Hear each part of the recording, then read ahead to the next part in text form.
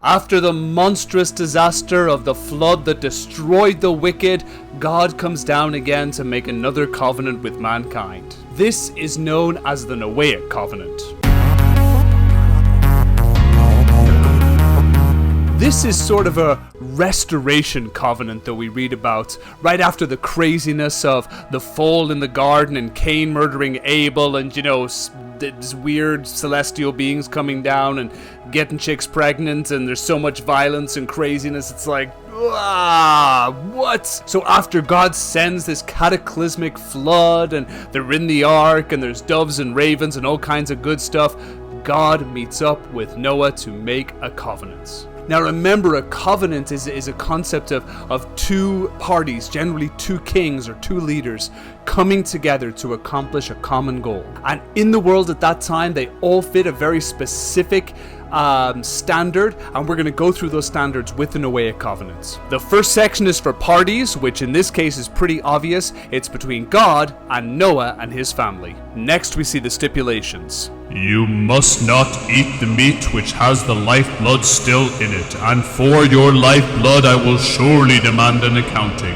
I will demand an accounting from every animal, from each human being too. I will demand accounting for the life of another human being.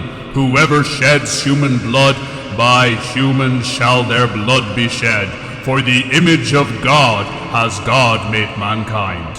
This provides a very interesting context because, as we know, just prior to this, we had seen Cain murder Abel. The Bible talks about Abel's blood crying out from the ground. So this terrific emphasis on not shedding human blood really seems to link itself to this earlier act of fratricide. Next, we see the blessing.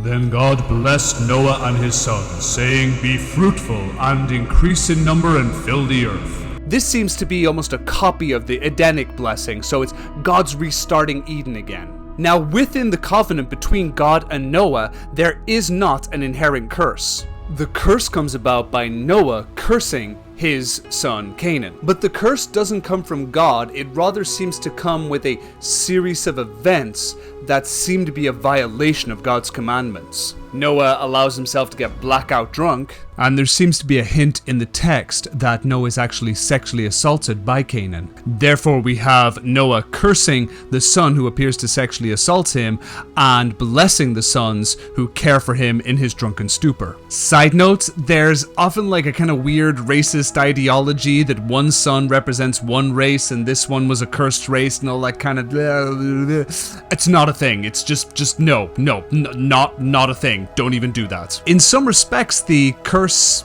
is in line with other curses in that it represents a violation of God's will to be holy. And the sign used to solidify this covenant is, of course, the beautiful rainbow.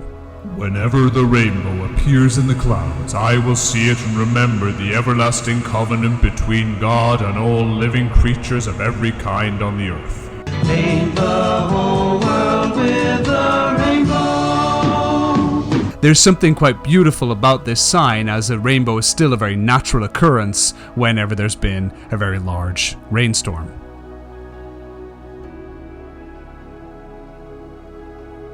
As we said in our last videos, the covenants of the Torah often have a way of looking back to the Edenic covenant. We find that the flood story is almost a decreation story. It's like Eden is happening in reverse. In creation, God pushes back the dry waters to allow vegetation to appear. He pours His Spirit upon the world to create life and bring beautiful things upon it. Yet we see a decreation action happen with the flood, in that the waters which God had held back were now flooding over everything and destroying life wherever they went. The Noah story talks about taking the life from everything that breathes. And we find in Genesis it was this breath of life, that gives this sort of God spark, this ruach of spirit unto humanity. In the Noahic covenant, humanity is commanded not to take lifeblood or to take life from anything that breathes. This is reminiscent of the Edenic covenant, where God breathes into humanity to give him life. We also see in both the Edenic covenant and the Noahic covenant this desire from God to go forth and multiply, to create beautiful things, to go and plant a garden. In Eden they plant a garden, and the first thing Noah does when he gets off the boat is start to plant a garden. Just as in Eden, Adam and Eve ate forbidden fruit, Noah exits the ark and creates for himself a vineyard, and the first thing he does with this vineyard is get blackout drunk with it. Both of them point to a violation of creation in the eating of forbidden fruit. And just as Adam and Eve realized they were naked after eating the fruit, Noah appears naked after getting blackout drunk from drinking wine. One could understand the Noahic covenant as God inviting Noah's family back to Eden. God deconstructs everything and brings it back to a pre-Edenic state, and then reopens the ark back to a world that was fresh and teeming with life again. Yet we find that Noah and his family make very parallel mistakes to that which Adam and Eve did, and shows they were still not ready for God's covenant. Even though God was calling them back to Eden, they made the same mistakes as many make again and again. For the next video, we're looking at the Abrahamic covenant. God love you.